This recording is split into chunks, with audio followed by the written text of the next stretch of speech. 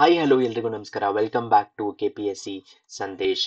ಇವತ್ತು ನಾವು KPSCಯ CTI ಅಂದರೆ ಕಮರ್ಷಿಯಲ್ ಟ್ಯಾಕ್ಸ್ ಇನ್ಸ್ಪೆಕ್ಟರ್ ಹಾಗೂ ಇನ್ನಿತರೆ ಗ್ರೂಪ್ ಸಿ ಎಕ್ಸಾಮ್ಗಳಿಗೆ ಹೆಲ್ಪ್ ಆಗುವಂತಹ ಸಾಮಾನ್ಯ ಕನ್ನಡ ಯಾವುದರ ಭಾಗ ಅಂದರೆ ಸಂವಹನ ಪತ್ರಿಕೆ ಅಂತ ಏನು ಹೇಳ್ತೀವಿ, ಪೇಪರ್ 2 ಭಾಗದ ಕೆಲವಷ್ಟು ಪ್ರಶ್ನೆಗಳನ್ನು ಸಾಲ್ವ್ ಮಾಡಬೇಕು ಅಂತ.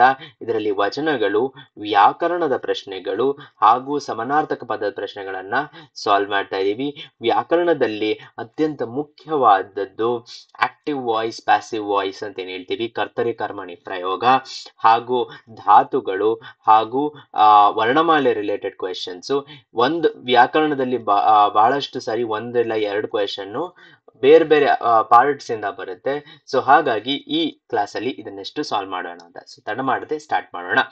ಮೊದಲನೆಯ ಪ್ರಶ್ನೆ ವಚನದ ಪ್ರಶ್ನೆ. ವಚನಗಳ ಬಗ್ಗೆ ಬಂದಂತ ಪ್ರಶ್ನೆಗಳು: ಲೋಕದ ಚೇಷ್ಟೆಗೆ ರವಿಬೀಜವಾದಂತೆ ಕರ್ಣಂಗಳ ಚೇಷ್ಟೆಗೆ ಮನವೇ ಬೀಜ ಎಂಬ ಸಾಲು ಡ್ಯಾಶ್ ವಚನಕಾರರಲ್ಲಿ ಮೂಡಿ ಬಂದಿದೆ ಅನ್ನೋದು ಪ್ರಶ್ನೆ ಇರೋದು. ಅಲ್ಲಮಪ್ರಭು, ಬಸವಣ್ಣ, ಅಕ್ಕ ಮಹಾದೇವಿ, ಆಯ್ದಕ್ಕಿ ಲಕ್ಕಮ್ಮ. ಒಂದು ವಿಷಯ ಸ್ಪರ್ಧಾರ್ಥಿಗಳೇ, ಈ ತರದ ಪ್ರಶ್ನೆಗಳಿಗೆ ಅಂಕಿತನಾಮ ಕೊಟ್ಟಿದ್ದಲ್ಲಿ ಗೆಸ್ ಮಾಡೋದು, ತರ್ಕ ಯೂಸ್ ಮಾಡಿ ಗೆಸ್ ಮಾಡಿ ಅಥವಾ ಎಲಿಮಿನೇಟ್ ಮಾಡೋದು ಈಸಿ ಆಗತ್ತೆ. ಬಟ್ ಯಾವುದೇ ಅಂಕಿತನಾಮ ಕೊಟ್ಟಿಲ್ಲ, ಫಸ್ಟ್ ಸಾಲು ಅಥವಾ ಸೆಕೆಂಡ್ ಸಾಲು ಕೊಟ್ಟಿದ್ದಾರೆ.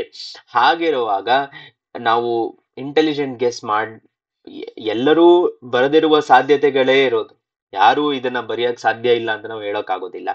ಸೊ ಹಾಗಿದ್ದಾಗ ಸರಿಯಾದ ಉತ್ತರ ಗೊತ್ತಿರಬೇಕು. ಇದಕ್ಕೆ ಸರಿಯಾದ ಉತ್ತರ ಅಕ್ಕ ಮಹಾದೇವಿಯವರು. ಇಲ್ಲಿ ನೋಡಬಹುದು ಅವರ ಭಾವಚಿತ್ರ. ಈ ವಚನದ ಪೂರ್ತಿ ರೂಪ ಏನು ಅಂದ: ಲೋಕದ ಚೇಷ್ಟೆಗೆ ರವಿಬೀಜವಾದಂತೆ ಕರ್ಣಂಗಳ ಚೇಷ್ಟೆಗೆ ಮನವೇ ಬೀಜ ಎನಗುಳ್ಳದೊಂದು ಮನ, ಆ ಮನ ನಿಮ್ಮಲ್ಲಿ ಸಿಲುಕಿದ ಬಳಿಕ ಮನೆಗೆ ಭಾವವುಂಟೆ ಚನ್ನಮಲ್ಲಿಕಾರ್ಜುನ. ಇಲ್ಲಿದೆ ಚನ್ನಮಲ್ಲಿಕಾರ್ಜುನ. ಸೊ ಇದು ಅಕ್ಕ ಮಹಾದೇವಿಯವರ ವಚನ.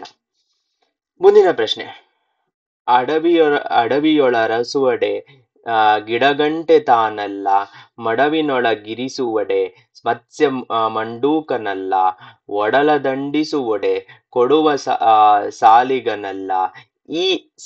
ಈ ಮೇಲಿನ ಸಾಲುಗಳ ವಚನಕಾರರು ಯಾರು? ನೀವು ಇಲ್ಲೂ ನೋಡ್ಬೋದು ಅಂಕಿತನಾಮ ಕೊಟ್ಟಿಲ್ಲ. ನಾವು ಪ್ರಿಪರೇಷನ್ ಟೈಮಲ್ಲಿ ವಚನಕಾರರು ಅವರ ಅಂಕಿತನಾಮ ಅಂತ ನಾವೇನನ್ನ ಒಂದು ಇದಕ್ಕೆ ಈ ವಚನಕ್ಕೆ ಇವರು, ಈ ವಚನಕ್ಕೆ ಇವರು ಅಂತ ನೆನಪಿನಲ್ಲಿ ಇಟ್ಕೊಂಡಿದ್ರು ಈ ತರದ ಪ್ರಶ್ನೆಗಳು ಬಂದಾಗ ಅದು ಅಷ್ಟಾಗಿ ಹೆಲ್ಪ್ ಆಗೋದಿಲ್ಲ. ಆಪ್ಷನ್ಸ್: ಅಂಬಿಗರ ಚೌಡಯ್ಯ, ಬಸವಣ್ಣ, ಅಲ್ಲಮಪ್ರಭು, ಮಾದಾರ ಚೆನ್ನಯ್ಯ. ಇದಕ್ಕೆ ಸರಿಯಾದ ಉತ್ತರ ಬಂದು ಅಂಬಿಗರ ಚೌಡಯ್ಯ. ನೋಡ್ಬೋದು ಅವರ ಭಾವಚಿತ್ರ. ಅಂಬಿಗರ ಚೌಡಯ್ಯ ಬರೆದಂತ ಒಂದು ವಚನ ಇದು. ಓಕೆ, ಸೊ ಈ ತರದ್ದು ವಚನದ ಪ್ರಶ್ನೆಗಳಿಗೆ ನಿಮಗೆ ವಚನ ಏನಿದೆ ಅಂತ ಗೊತ್ತಿದ್ದರೆ ಮಾತ್ರ ಮಾರ್ಕ್ ಮಾಡಿದ್ರೆ ಕರೆಕ್ಟ್ ಆನ್ಸರ್ ಸಿಗುತ್ತೆ. ಮುಂದಿನ ಭಾಗ ವ್ಯಾಕರಣ. ವ್ಯಾಕರಣದ ರಿಲೇಟೆಡ್ ಕ್ವೆಶನ್ಸ್ ಏನಪ್ಪಾ ಅಂದ್ರೆ, ಕ್ರಿಯಾಪದವು ಕರ್ತೃಗಾಮಿಯಾಗಿದ್ದರೆ ಅದು ಕರ್ಮಣಿ ಪ್ರಯೋಗ, ಕರ್ತರಿ ಪ್ರಯೋಗ, ಧಾತು ಪ್ರಯೋಗ, ಕ್ರಿಯಾಪದ. ಇದರಲ್ಲಿ ನೋಡ್ಬೋದು ಕ್ರಿಯಾಪದವು ಕರ್ತೃಗಾಮಿ ಆಗಿದ್ದರೆ ಅದು ಯಾವ ಪ್ರಯೋಗ ಅನ್ನೋದೇ ಪ್ರಶ್ನೆ ಇರೋದು. ಓಕೆ, ಸುಮ್ನೆ ಅದು ಕ್ರಿಯಾಪದ ಅಂತಂದ್ರೆ ಅದಕ್ಕೆ ಆನ್ಸರೇ ಇಲ್ಲ. ಸೊ ಆಪ್ಷನ್ 4 ಅನ್ನ ಡೈರೆಕ್ಟ್ ಆಗಿ ಎಲಿಮಿನೇಟ್ ಮಾಡ್ಬೋದು. ಈಗ ಉಳಿದು 3: ಕರ್ಮಣಿ, ಕರ್ತರಿ, ಧಾತು. ಕರ್ತರಿ ಪ್ರಯೋಗ ಅಂತ ಅಂದ್ರೆ ರಾಮನು ಹಣ್ಣನ್ನು ತಿಂದನು. ಓಕೆ, ಸೊ ಇಲ್ಲಿ ಕರ್ತೃಪದವು ನು ಅಂದ್ರೆ ಮೊದಲನೇ ವಿಭಕ್ತಿಯಲ್ಲಿರೋದು, ಅನ್ನು ಇದು ಎರಡನೇ ವಿಭಕ್ತಿಯಲ್ಲಿರೋದು, ತಿಂದನು ಅಂತ ಬರುತ್ತೆ. ಇದೇ ಕರ್ಮಣಿ ಪ್ರಯೋಗದಲ್ಲಿ ಹಣ್ಣು ರಾಮನಿಂದ ತಿನ್ನಲ್ಪಟ್ಟಿತು.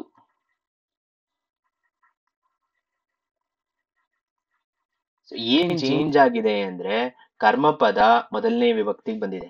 ಸೊ ಇಲ್ಲಿ ನು ಅನ್ನು ಇಂದ ಇಗೆ ಅಂತ ಹೀಗೆ ವಿಭಕ್ತಿಗಳನ್ನು ಬರ್ಕೊಂಡು ಹೋದ್ರೆ, ಸೊ ರಾಮನಿಂದ ನು ಅನ್ನು ಇಂದ ಅಂದ್ರೆ ಮೂರನೇ ವಿಭಕ್ತಿಗೆ ಸೇರ್ತಾ ಇದೆ. ಆಮೇಲೆ ಪಟ್ಟಿತು, ಅಲ್ಪಡು ಸೇರುತ್ತೆ. ಓಕೆ, ಸೊ ಕ್ರಿಯಾಪದವು ಕರ್ತೃಗಾಮಿಯಾಗಿದ್ದರೆ ಅದು ಕರ್ತರಿ ಪ್ರಯೋಗ. Option 1 is right answer. ಸಂಕ್ಷಿಪ್ತವಾಗಿ ಕರ್ತರಿ ಕರ್ಮಣಿ ಪ್ರಯೋಗದ ಬಗ್ಗೆ ಇಲ್ಲಿ ತಿಳಿಸಿದ್ದೀವಿ.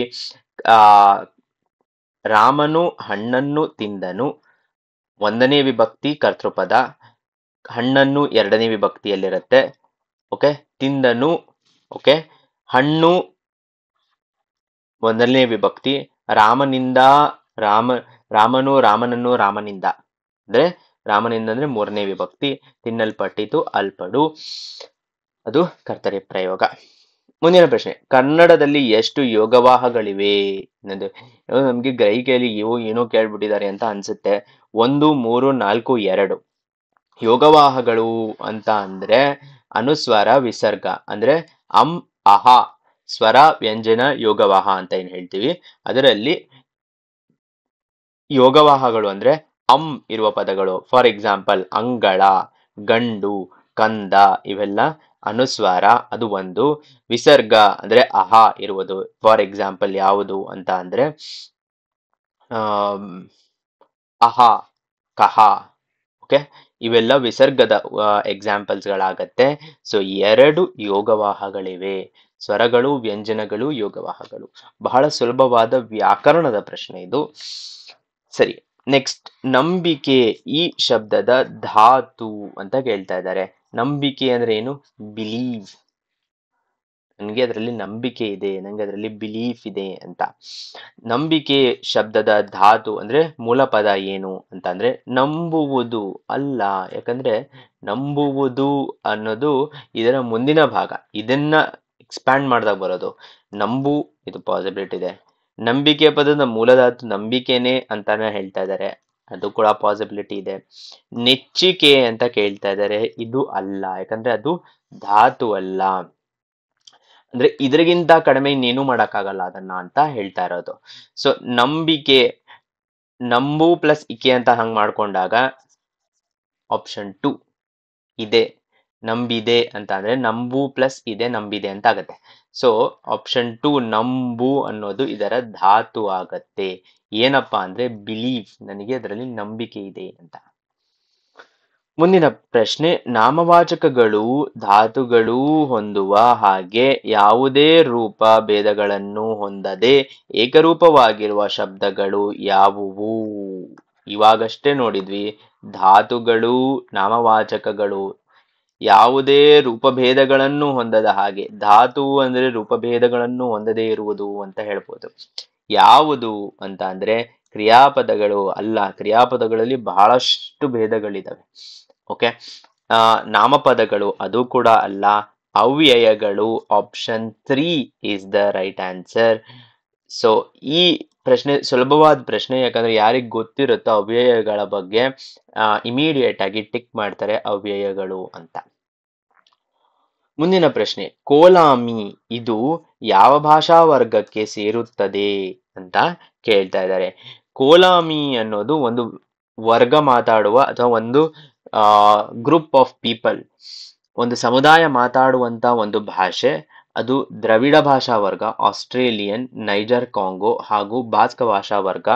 ಆಪ್ಷನ್ ಇಸ್ ದ್ರವಿಡ ಭಾಷಾ ವರ್ಗ. ಇಲ್ಲಿ ನೋಡ್ಬೋದು ಕೋಲಾಮಿ ಮಾತಾಡುವ ಜನರ ಭಾವಚಿತ್ರ. ಮುಂದಿನ ಪ್ರಶ್ನೆ, ಸಮಾನಾರ್ಥಕ ಪದ ಏನಪ್ಪಾ ಅಂತ ಅಂದ್ರೆ ಒಂದು ಪದ ಕೊಟ್ಬಿಟ್ಟು ಅದಕ್ಕೆ ಯಾವುದು ಸಮಾನಾರ್ಥಕ ಪದ ಅಂತ ಕೇಳ್ತಾರೆ. ಉದಾಹರಣೆಗೆ ಉಸಾಬರಿ, ಇದರ ಸಮಾನಾರ್ಥಕ ಪದಗಳು ಏನು ಅಂತ. ನಮಗೆ ಯಾಕಪ್ಪ ಆದ್ರೂ ಉಸಾಬರಿ ಅನ್ನೋದು ಬಹಳ ಸಾಮಾನ್ಯವಾಗಿ, ಸರಳ ಸಾಮಾನ್ಯವಾಗಿ ಉಪಯೋಗಿಸುವಂತ ಒಂದು ವರ್ಡ್. ತಂಟೆ, ತಕರಾರು. ಫಸ್ಟ್ ಆಫ್ ಆಲ್ ಇವೆರಡು ಸೇಮ್ ಇದೆಯಾ ಅಂತ ನೋಡ್ಕೋಬೇಕು. ಇದೆರಡು ಸೇಮ್ ಇದೆಯಾ? ಸೇಮ್ ಇದೆ. ಓಕೆ, ಚಾನ್ಸ್ ಇದೆ. ಓಕೆ, ಕೋಸಂಬರಿ, ಕೊತ್ತಂಬರಿ ಇವೆರಡೂ ಸೇಮ್ ಇಲ್ಲ, ಇವೆರಡೇ ಸೇಮ್ ಇಲ್ಲ ಅಂದಾಗ ಇದಕ್ಕಿದು ಸಮಾನಾರ್ಥಕ ಪದಗಳು ಹೇಗಾಗತ್ತೆ? ಆಪ್ಷನ್ 2 ಅನ್ನು ಎಲಿಮಿನೇಟ್ ಮಾಡಬೇಕು. ಗೋಜು, ಗೊಡವೆ, ಹೌದು ಇವೆರಡೂ ಸೇಮ್ ಇದೆ, ಒಂದು ಪಾಸಿಬಿಲಿಟಿ. ಮೋಜು, ಮೊಡವೆ. ಮೋಜೆ ಬೇರೆ, ಮೊಡವೆನೆ ಬೇರೆ. ಮೋಜು ಅಂದ್ರೆ ಎಂಜಾಯ್ಮೆಂಟ್, ಮೊಡವೆ ಅಂದ್ರೆ ಪಿಂಪಲ್. ಸೊ ಆಪ್ಷನ್ 4 ಅನ್ನು ಎಲಿಮಿನೇಟ್ ಮಾಡೋದು ನಾವು. ಉಸಾಬರಿ ಕರೆಕ್ಟ್ ಆನ್ಸರ್ ಗೊತ್ತಿಲ್ದೇನೆ 50% ಹತ್ರ ಬಂದಾಯ್ತು. ಈಗ ಉಸಾಬರಿ ತಂಟೆ ತಕರಾರು ಗೋಜು ಗೊಡವೆ. ಉಸಾಬರಿ ಅಂತ ಅಂದ್ರೆ ಯಾವುದೋ ಒಂದು ವಿಷಯ ಆಗ್ತಿರ್ಬೇಕಾದ್ರೆ ನಮಗೆ ಅದರಲ್ಲಿ ಇನ್ವಾಲ್ವ್ ಆಗೋದು ಬೇಡ, ಅದರ ಗೋಜಿಗೆ ಬೀಳೋದು ಬೇಡ ಅಂತ ಹೇಳೋದು. ಫಾರ್ ಎಕ್ಸಾಂಪಲ್, ಇವ್ರು ಏನೋ ಮಾಡ್ತಾ ಇದ್ರು, ಅದನ್ನ ಮಾಡ್ತಿರ್ಬೇಕಾದ್ರೆ ಇವ್ರು ಬಂದು ಅದಕ್ಕೆ ನೀವು ಯಾಕೆ ಹಿಂಗ್ ಮಾಡಿದ್ರಿ ಅಂತ ಕೇಳೋದು. ಅವಾಗ ಇವರು ನಿನಗೆ ಯಾಕೆ ನನ್ನ ಉಸಾಬರಿ ಅಂತ ಕೇಳ್ಬೋದು.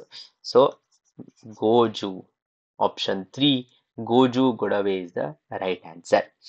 ಮುಂದಿನ ಪ್ರಶ್ನೆ, ಚಂಪಕ ಮಾಲೆ ಇದರ ಸಮಾನಾರ್ಥಕ ಪದಗಳು. ಹುಷಾರಾಗಿ ಯೋಚನೆ ಮಾಡಿ ಹಾಕ್ಬೇಕು ಇದನ್ನ. ಚಂಪಕಳು ಹಾಕಿದ ಮಾಲೆ. ಚಂಪಕ ಅಂತ ಹುಡುಗಿ ಒಬ್ಳು ಹಾಕಿದ ಮಾಲೆಯನ್ನ ಚಂಪಕ ಮಾಲೆ ಅಂತ ಕರೀತಾರೆ ಅಂತ ಹೇಳ್ತಾ ಇದ್ದಾರೆ. ಓಕೆ, ಹೂಮಾಲೆ, ಈ ಎರಡೂ ಒಂದೇ ಆಗಿದ್ದರೂ ಒಂದು ಪಾಸಿಬಿಲಿಟಿ ಇದೆ ಅಂತ ಇಟ್ಕೊಳ್ಳೋಣ. ಸಂಪಿಗೆ ಹೂ, ಮಲ್ಲಿಗೆ ಹೂ ಇದೆರಡೂ ಅಲ್ಲ. Option 2 is wrong. ಸಂಪಿಗೆ ಹೂವಿನ ಮಾಲೆ ಛಂದಸ್ಸಿನ ಒಂದು ಸಮಪಾದ ವೃತ್ತ. ಈ ಪಾರ್ಟ್ ಅಲ್ಲಿ ನಮ್ಮ ಹಳೆಯ ತರ್ಕ ಏನಿದೆ, ಇವೆರಡನ್ನ ಚೆಕ್ ಮಾಡೋದು ಅದು ವರ್ಕ್ ಆಗಲ್ಲ. ಯಾಕಂದ್ರೆ ಇವೆರಡು ಬೇರೆ ಇದ್ದರೂ ಚಂಪಕ ಮಾಲೆಗೆ ಸಮಾನಾರ್ಥಕ ಪದಗಳು ಅಂತ ಕೇಳಿದಾಗ ಎರಡೂ ಅರ್ಥ ಬರುವ ಚಾನ್ಸ್ ಇರುತ್ತದೆ. ಹೂವಿನ ಹಾರ ಒಂದು ಬಗೆಯ ಸಿಹಿ ತಿನಿಸು. ಚಂಪಕ ಮಾಲೆ ಅನ್ನೋದು ಒಂದು ಬಗೆಯ ಸಿಹಿ ತಿನಿಸು ಅಂತ ಹೇಳ್ತಾ ಇದ್ದಾರೆ. ಆಕ್ಚುಲಿ ಚಂದ್ರಹಾರ ಅನ್ನೋದು ಒಂದು ಸಿಹಿ ತಿನಿಸು, ಚಂಪಕ ಮಾಲೆ ಅಂತ ಇಲ್ಲ. ಹೂವಿನ ಹಾರ ಸರಿ ಇದ್ದರೂ ಇದಾಗೋದಿಲ್ಲ, ಚಂದ್ರಹಾರ ಅಂತ ಇದ್ದಿದ್ರೆ ಅದು ಬೇರೆ. ಸೊ ಒಂದು ಬಗೆಯ ಸಿಹಿ ತಿನಿಸು 4 ಕ್ಯಾನ್ಸಲ್ ಆಗತ್ತೆ. ಈ ಆಪ್ಷನ್ಸ್ ಅಲ್ಲಿ ಸಂಪಿಗೆ ಹೂವಿನ ಮಾಲೆ ಒಂದು, ಇಲ್ಲಿ ನೋಡ್ಬೋದು ನೀವು, ಈ ಸಂಪಿಗೆ ಹೂವಿನ ಮಾಲೆಯನ್ನ ಚಂಪಕ ಮಾಲೆ ಅಂತ ಕರೀತಾರೆ, ದೇವರಿಗೆ ಏರಿಸುವಂಥದ್ದು. ಇನ್ನೊಂದು, ವೃತ್ತಗಳಲ್ಲಿ ಒಂದು ತರದ ವೃತ್ತ ಚಂಪಕಮಾಲಾ ವೃತ್ತ ಅಂತ ಬರುತ್ತೆ. ಸೊ ಆ ವೃತ್ತವನ್ನ ಇದು ವ್ಯಾಕರಣದ ಒಂದು ಈಕ್ವಲೆಂಟ್ ಹೇಳ್ತಾ ಇರೋದು. ಸೊ ಚಂಪಕಮಾಲೆ ಅಂದ್ರೆ ವ್ಯಾಕರಣದಲ್ಲಿ ಇದು ಅಂತ. ಆಪ್ಷನ್ 3 ಸರಿಯಾದ ಉತ್ತರ. ಅಕ್ಕಚ್ಚು ಇದರ ಸಮಾನಾರ್ಥಕ ಪದಗಳು ಏನು ಅಂದ್ರೆ, ಅಕ್ಕಚ್ಚುಗೆ ಅಕ್ಕಚ್ಚುನೆ ಕೊಟ್ಟು ಹೊಟ್ಟೆ ಕಿಚ್ಚು ಅಂತ ಕೊಟ್ಟಿದ್ದಾರೆ. ಗಾಡಿ ಅಚ್ಚು, ಅಕ್ಕರೆ ಅಚ್ಚು, ಸಕ್ಕರೆ ಅಚ್ಚು, ಬೆಲ್ಲದಚ್ಚು, ಕಲಗಚ್ಚು, ಮುಸರೆ ನೀರು. ಸರಿಯಾದ ಉತ್ತರ ಗೊತ್ತಿರಲೇಬೇಕು, ಇಲ್ಲಾಂದ್ರೆ ಗೆಸ್ ವರ್ಕ್ ಮಾಡೋದು ಬಹಳ ಕಷ್ಟ ಇದೆ, ಯಾಕಂದ್ರೆ ಎಲ್ಲವೂ ಬಹಳ ಕ್ಲೋಸ್ ಇದೆ ಅನ್ನಿಸ್ತಾ ಇದೆ. ಸರಿಯಾದ ಉತ್ತರ ಆಪ್ಷನ್ 4 ಕಲಗಚ್ಚು ಅಥವಾ ಮುಸರೆ ನೀರು ಅನ್ನೋದು ಸರಿಯಾದ ಉತ್ತರ. ಇದರೊಂದಿಗೆ ಸಾಮಾನ್ಯ ಕನ್ನಡದ ಪ್ರಶ್ನೆಗಳು ಅಬೌಟ್ ವಚನಗಳು, ವ್ಯಾಕರಣ, ಸಮಾನಾರ್ಥಕ ಪದ ಸಾಲ್ವ್ ಮಾಡಿದೀವಿ. ನಿಮ್ಮ ಸಪೋರ್ಟ್ ಹೀಗೆ ಇರಲಿ. ಮುಂದಿನ ಲೆಕ್ಚರ್ ಒಂದಿಗೆ ಮತ್ತೆ ಸಿಗೋಣ. ಧನ್ಯವಾದಗಳು.